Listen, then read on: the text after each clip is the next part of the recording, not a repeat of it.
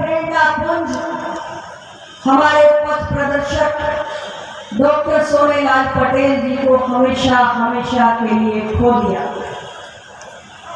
लेकिन यह भी उतना ही बड़ा सच है कि डॉक्टर सोनेलाल पटेल कोई सामान्य मानव नहीं थे। डॉक्टर सोनेलाल पटेल एक महापुरुष है, एक विचार पुरुष है, और विचार पुरुष अपने शरीर को भले ही त्याग दें लेकिन वो हमारे दिलों में सदा सदा के लिए जिंदा रहते हैं। जैसे आज डॉक्टर सोनेलाल पटेल हम सबके दिलों में जिंदा है और निरंतर एक विचार के रूप में हमारा पथ प्रशस्त करने का काम वो करते आ रहे हैं। आज ऐसे अपने विचार पुरुष को हम सब यहाँ एक साथ मिलकर कोटिशा नमन करते हैं। डॉक्टर सोनेलाल पटेल जी की शख्सियत किसी परिचय की मोहताज नहीं है। डॉक्टर सोनेलाल पटेल एक ऐसे राजनेता जिनके नेतृत्व ने सामाजिक न्याय की राजनीति को नई ऊंचाइयां देने का काम किया। डॉक्टर सोनेलाल पटेल एक ऐसे राजनेता जिन्होंने विचारधारा और सिद्धांत की राजनीति को सर्वोच्च मान्यता देने का काम किया, उसके सर्वोच्च मानक स्थापित करने का काम किया। डॉक्टर सोनेलाल पटेल एक ऐसे नेता जिनके लिए अगर मैं ये कहूं तो अतिशयोक्ति नहीं होगी, बल्कि उनके बारे में ये दो पंक्तियां पूर्णतया सच होंगी कि मैं अकेला ही चला था जानिबे मंजिल मगर, मैं अकेला ही चला था जानिबे मंजिल मगर, लोग साथ आते गए और कारवां बढ़ता गया। डॉक्टर साहब सन 1995 में अकेले निकले थे, लेकिन अपने विचारों की ताकत से उन्होंने अपना दल के कारवां को निरंतर आगे बढ़ाने का काम किया और जीवन पर्यंत पिछड़े दबे कुचले वंचित दलित कमजोर समाज के अधिकार और हक और सम्मान के लिए संघर्ष करते रहे। डॉक्टर सोनेलाल पटेल जी के लिए हम क्यों कहते हैं कि उन्होंने विचारधारा और सिद्धांतों की राजनीति के उच्च मानक स्थापित किए? इसलिए क्योंकि जो आप में से पुराने साथी हैं जिन्होंने डॉक्टर साहब के विचारों को कभी सुना है, वो ये याद करेंगे कि जब डॉक्टर सोनेलाल पटेल जी आम जनमानस के बीच में अपने इस अपना दल की यात्रा को लेकर निकलते थे तो वो एक बात हमेशा कहते थे, वो एक बात हमेशा कहते थे कि डॉक्टर सोनेलाल पटेल से मत जुड़ो। डॉक्टर सोनेलाल पटेल रुक सकता है, थक सकता है, हार सकता है, टूट सकता है और मर सकता है। अगर जुड़ना है तो डॉक्टर सोनेलाल पटेल की विचारधारा से जुड़ो, क्योंकि विचारधारा न रुकेगी, न थकेगी, न मिटेगी, न हारेगी। विचारधारा अजर अमर है और हम सब डॉक्टर सोनेलाल पटेल के सिपाही जो आज बड़े वर्षों बाद भी यहाँ पर हैं, वो सिर्फ इसलिए है क्योंकि हमने डॉक्टर सोनेलाल पटेल की विचारधारा को अपने जीवन में संकल्प के रूप में उतारने का काम किया है। और आज उनके परिनिर्वाण दिवस पर हमने संकल्प सभा का आयोजन किया है, क्योंकि हम ये संकल्प लेते हैं कि डॉक्टर सोनेलाल पटेल ने सामाजिक न्याय के जिस संघर्ष को प्रारंभ किया था उसे और भी ज्यादा ऊंचाइयों पर ले जाने का काम हम सब अपना दल के सिपाही और डॉक्टर सोनेलाल पटेल की विचारधारा के सिपाही मिलकर सम्मानित साथियों, आज देश की राजनीति में जातीय जनगणना के विषय पर बड़ी चर्चा हो रही है, लेकिन अपना दल के लिए जातीय जनगणना का यह विषय नया नहीं है। इसलिए क्योंकि डॉक्टर सोनेलाल पटेल ने हमेशा अपना दल के गठन के साथ एक बात बार बार दोहराई, जिसकी जितनी संख्या भारी उसकी उतनी हिस्सेदारी, और जिसकी जितनी हिस्सेदारी उसकी उतनी जिम्मेदारी। ने बात डॉक्टर सोनेलाल पटेल ने अपना दल के गठन से लगातार कहने का काम किया। हमारा देश तमाम विविधताओं से भरा हुआ है। यहाँ भाषा और बोली की विविधता है, यहाँ रहन सहन, खान पान, वेशभूषा की विविधता है, यहाँ तीज त्योहार, पर्व, उत्सव, संस्कृति, परंपराओं की विविधता है। और भारत एक ऐसा देश है जो विविधताओं में एकता का सर्वोत्तम उदाहरण दुनिया में है।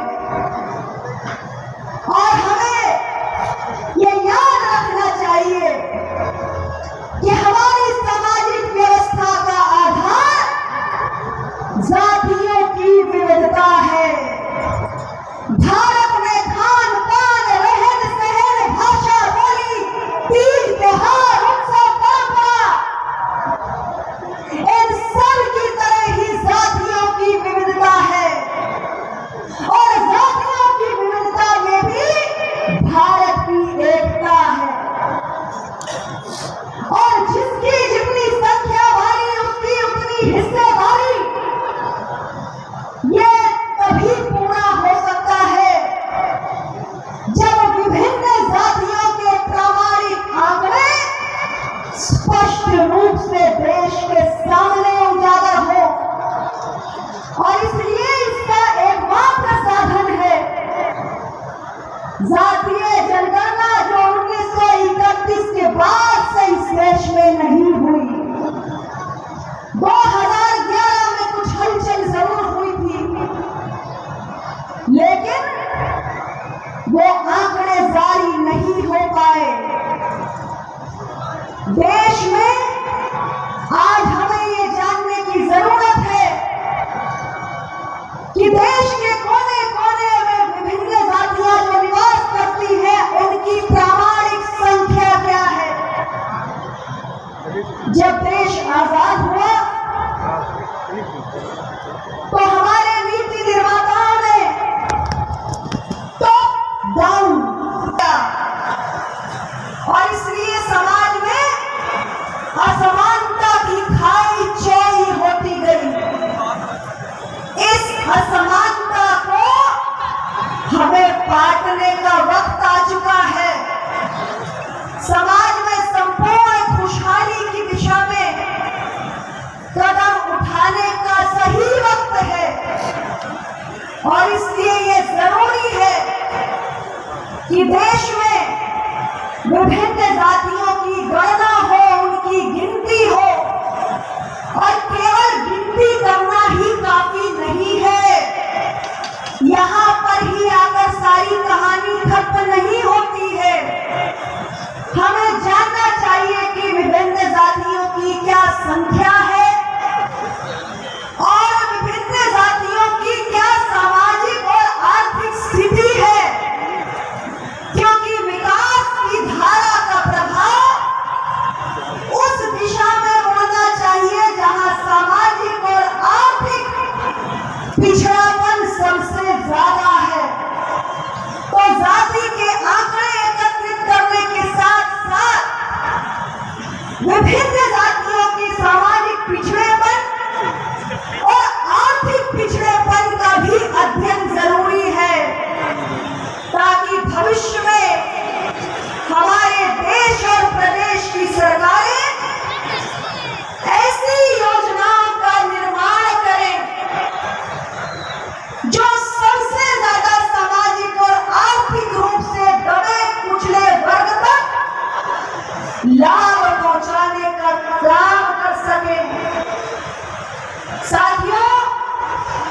जातीय जनगणना केवल सरकारी योजनाओं का लाभ पहुंचे इसलिए जरूरी नहीं है।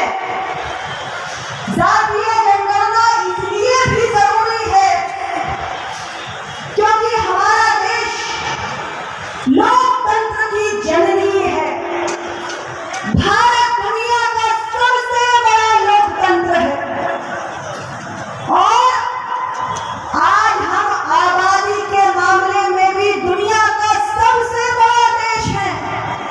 हमने चीन को पीछे छोड़ दिया। 142 करोड़ की आबादी भारत की है। दुनिया के सबसे बड़े लोकतंत्र की ताकत को आज पूरा विश्व देख रहा है, उसकी सराहना कर रहा है। और ये लोकतंत्र मजबूत हो, ये हम सब की जिम्मेदारी है। और लोकतंत्र मजबूत कब होता है? लोकतंत्र जब समावेशी बनता है तभी सशक्त होता है। जो लोकतंत्र जितना अधिक समावेशी होगा वो लोकतंत्र उतना अधिक शक्तिशाली होगा। और इसलिए भारत जो लोकतंत्र की जननी है, भारत जो दुनिया का सबसे बड़ा लोकतंत्र है, वो जितना अधिक समावेशी होगा आने वाले समय के साथ उतना शक्तिशाली होता चला जाएगा। और समावेशी होने का अर्थ क्या होता है? समावेशी होने का अर्थ यही होता है जो मैंने थोड़ी देर पहले आपको समझाया कि समाज के हर वर्ग तक विकास की गंगा का प्रवाह पहुंचना चाहिए। समाज का हर वर्ग सामाजिक रूप से आगे बढ़े, आर्थिक रूप से खुशहाल हो, यही समावेशी होने का अर्थ होता है। और इसलिए जब हम जातीय जनगणना की बात करते हैं तो हम ये बात कहते हैं कि जातीय जनगणना लोकतंत्र को और समावेशी, लोकतंत्र को और परिपक्व, लोकतंत्र को और भी अधिक शक्तिशाली बनाने का सबसे बड़ा माध्यम है। साथियों, लोकतंत्र के 4 स्तंभ होते हैं। हमारे नेता डॉक्टर सोनीलाल पटेल जी क्या कहते थे? वो कहते थे कि लोकतंत्र के 4 स्तंभ यानी न्यायपालिका, कार्यपालिका, विधायिका और मीडिया, जब समाज के हर वर्ग की लोकतंत्र के इन सभी स्तंभों में भागीदारी सुनिश्चित होगी तभी लोकतंत्र मजबूत होगा। जातीय जनगणना के माध्यम से हमें यह भी ज्ञान होगा कि आखिर देश में निवास करने वाली विभिन्न जातियों का लोकतंत्र के इन 4 स्तंभों में प्रतिनिधित्व है अथवा नहीं। यदि है तो कितना, और कौन सी ऐसी जातियां हैं जिनको आज तक लोकतंत्र के इन 4 स्तंभों में अपना प्रतिनिधित्व, अपना स्थान, अपनी भागीदारी प्राप्त नहीं हो पाई है। ऐसे बहुत सारे जाति समूह हैं जो न न्यायपालिका में कहीं नजर आते हैं, न मीडिया में कहीं दिखते हैं, न राज्यों की विधानसभा और विधान परिषद में है, न बेचारे संसद की दहलीज तक पहुंचे और न ही कार्यपालिका में उनका कोई स्थान है। तो लोकतंत्र को समावेशी, संपूर्ण, सर्वशक्तिमान बनाने के लिए ये जरूरी है कि देश में निवास करने वाली विभिन्न जातियों की गणना हो। और इसलिए मैंने कहा कि जातीय जनगणना का विषय अपना दल के लिए नया नहीं है। अपना दल अपने गठन के समय से इसकी बात करता आया है। जिसकी जितनी संख्या भारी उसकी उतनी हिस्सेदारी और जिसकी जितनी हिस्सेदारी उसकी उतनी जिम्मेदारी। ये अपना दल का वो मूल मंत्र है जो डॉक्टर सोनेलाल पटेल जी हमें देकर गए हैं। साथियों, हम डॉक्टर सोनेलाल पटेल के सिपाही निरंतर उनके बताए रास्ते पर आगे बढ़ रहे हैं और हमारा ये मानना है कि पिछड़ी जातियों के लिए जो ओबीसी क्रीमी लेयर बनाई गई है, उस ओबीसी क्रीमी लेयर का दायरा बढ़ाने की जरूरत है। 1993 में ओबीसी क्रीमी लेयर का दायरा बढ़ाने की व्यवस्था लागू की गई। हर 3 साल में ओबीसी क्रीमी लेयर का दायरा बढ़ना चाहिए था, यह व्यवस्था स्थापित की गई, लेकिन इस व्यवस्था का किसी कारणवश अनुपालन नहीं हो पाया। हाँ, 2017 में एक बहुत लंबे गैप के बाद मोदी जी की सरकार ने यह पहल जरूर की, ओबीसी क्रीमी लेयर का दायरा 6 लाख से बढ़ाकर 8 लाख कर दिया। लेकिन उसके बाद 2017 के बाद अभी 6 वर्ष बीतने वाले हैं, 2 बार ये बढ़ जाना चाहिए था, ये नहीं बढ़ पाया। अपना दल निरंतर इस बात का पक्षधर है कि ओबीसी क्रीमी लेयर का जो दायरा है उसे 8 लाख से बढ़ाकर 15 लाख तक किया जाना चाहिए। इसके साथ ही हम निरंतर ये बात कहते आ रहे हैं कि देश में पिछड़ों की अनुमानित आबादी हम सब किसी समाज में जीते हैं और ये सच है कि जातीय जनगणना के प्रामाणिक आंकड़े आज तक देश के सामने नहीं है, लेकिन समाज जीवन में रहकर हम ये जानते हैं कि देश में पिछड़ों की आबादी सर्वाधिक है और इसलिए अपना दल निरंतर ये मांग करता है कि देश के अंदर एक अलग पूर्ण रूप से पिछड़ा वर्ग के कल्याण के लिए समर्पित पिछड़ा वर्ग कल्याण मंत्रालय गठित होना चाहिए। इस बात को निरंतर अपना दल उठा रहा। इस देश के अंदर हमने अलग से अल्पसंख्यक समाज की समस्याओं के निराकरण के लिए उसके महत्व को समझते हुए अल्पसंख्यक कल्याण मंत्रालय का निर्माण किया। हमने अनुसूचित जनजाति के महत्व को समझते हुए उनकी समस्याओं के निराकरण की जरूरत को समझते हुए जनजाति मंत्रालय अलग से गठित किया।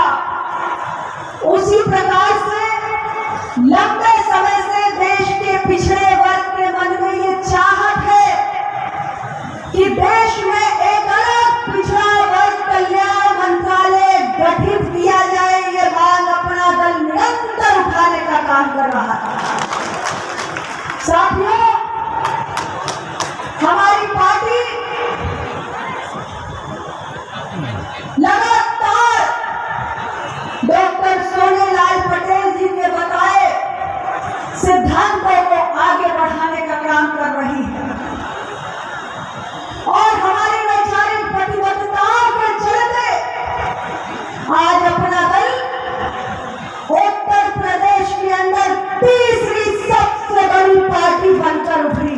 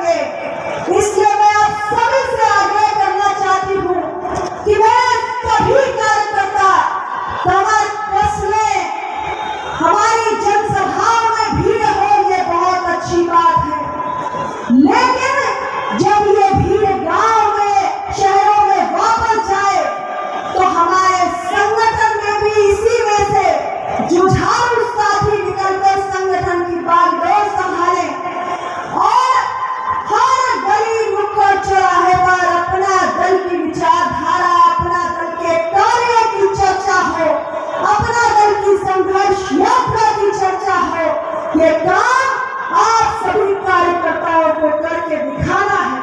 तो आज इस अवसर पर पुनः मैं अपने सभी कार्यकर्ताओं का बहुत बहुत अभिनंदन करती हूँ। आप सबको बहुत बहुत आभार व्यक्त करती हूँ। आप इतनी बड़ी संख्या में यहाँ पर आए और आप सबने यहाँ मिलकर डॉक्टर सोनेलाल पटेल जी को श्रद्धांजलि दी, उनको कोटिशा नमन किया। बहुत बहुत धन्यवाद। जय अपना दल, जय हिंद।